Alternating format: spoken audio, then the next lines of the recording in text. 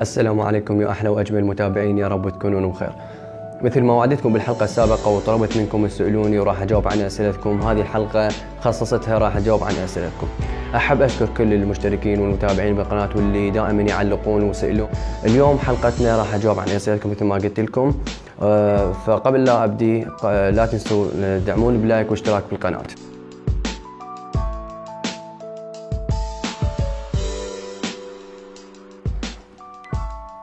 السؤال الأول من بنت العصائب، تقول يا مرحلة وشنو تدرس ومرتبط لو لا؟ طبعا أنا مرحلة ثالثة كلية العلوم السياحية، مرحلة ثالثة. الحمد لله والشكر مرتبط، ومثل ما تشوفون هسه يمكن دا أتابع الفيديو وياكم.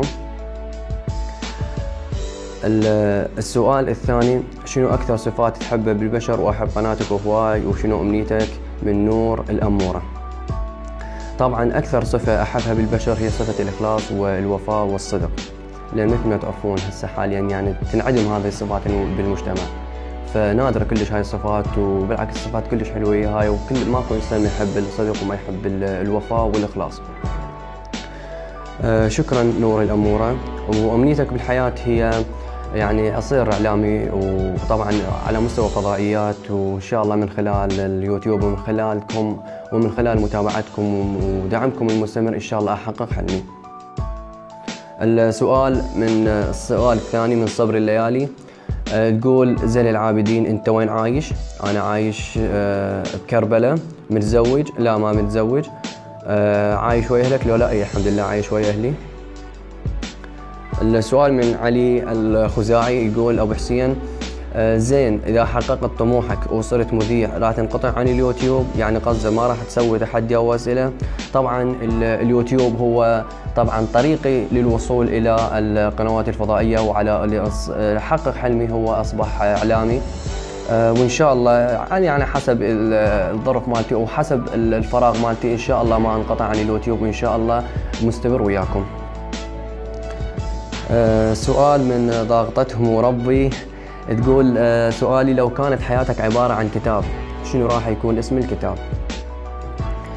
الكتاب اسمه راح يكون أكون أو لا أكون، لأن هذه مثل ما تشوفون باليوتيوب وبالحياتي يعني طبعا هي معركة وجود.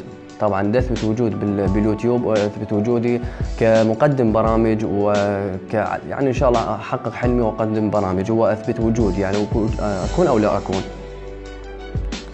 السؤال من سبورتية او كذا، تقول شنو حلمك ومرتبط لو لا؟ جاوب على سؤال رجاء. طبعا انا جاوبت على سؤالك. الحلم مالتي مثل ما قلت لكم هو اصير مقدم برامج، واصير اعلامي ومقدم برامج على مستوى فضائيات، وان شاء الله احقق هذا الحلم بوجودكم ومتابعتكم ومشاهدتكم للقناة. السؤال من غمازات، ايش قد عمرك؟ انا عمري 21 سنة.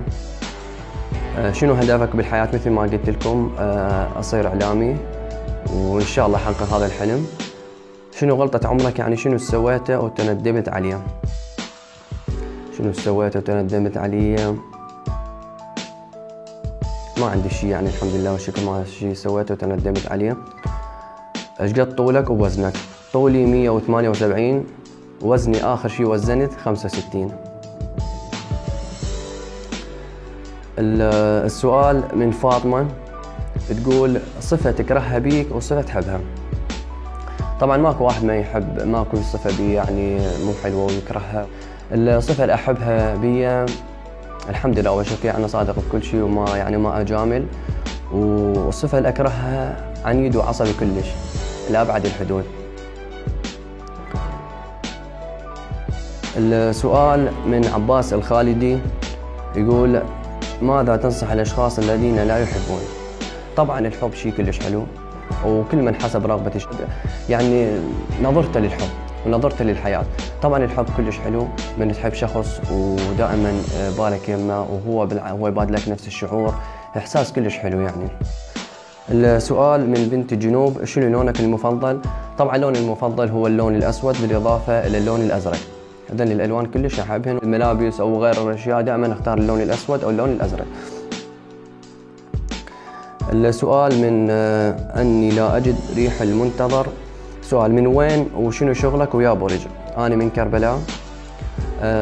أنا عندي أسواق وبرج الجديد، بالإضافة أنا طالب جامعي كلية علوم سياحية من جامعة كربلاء. من وين؟ أنا من كربلاء.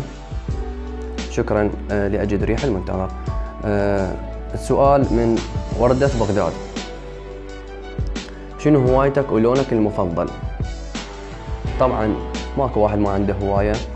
أنا هوايتي يعني مو هواية، بس بديت يعني من عمر صغير، يعني تقريبا بالرابع الابتدائي بديت بدرس القرآن، بديت أحفظ قرآن والحمد لله والشكر أكملت حفظ القرآن. يعني من الرابع ابتدائي ولحد الآن أنا أقرأ قرآن ما يقارب يعني 14 فوق ال 14 سنة تقريبا أنا أقرأ قرآن.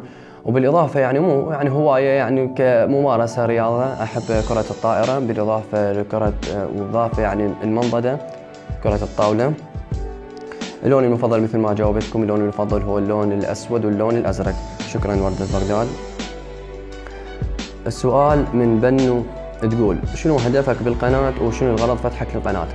طبعا مثل ما تعرفون مواقع التواصل الاجتماعي أصبحت يعني هي يعني راح تطغي على التلفزيون، يعني أصبحت ما يقارب على التلفزيون.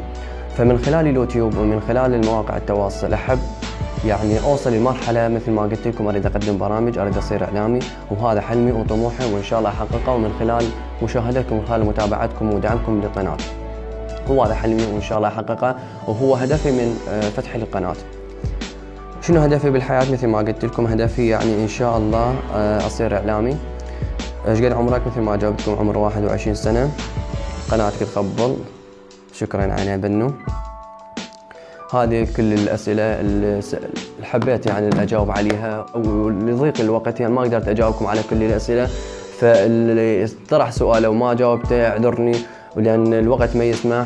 وهاي الأسئلة أعتقد هي أسئلة كاملة وشاملة، لأن أغلب الأسئلة هي أسئلة متكررة. قبل النهاية أو قبل الختام لا تنسوا تعملون لايك واشتراك بالقناة ودعمكم هذا، وشاكر كل دعمكم المتواصل واللي دعمتوني ووصلتوني هذه المرحلة من المشاركين. إن شاء الله انتظروني فيديو جديد وحلقة جديدة. إلى ذلك الحين أستودعكم الله، والسلام عليكم ورحمة الله وبركاته.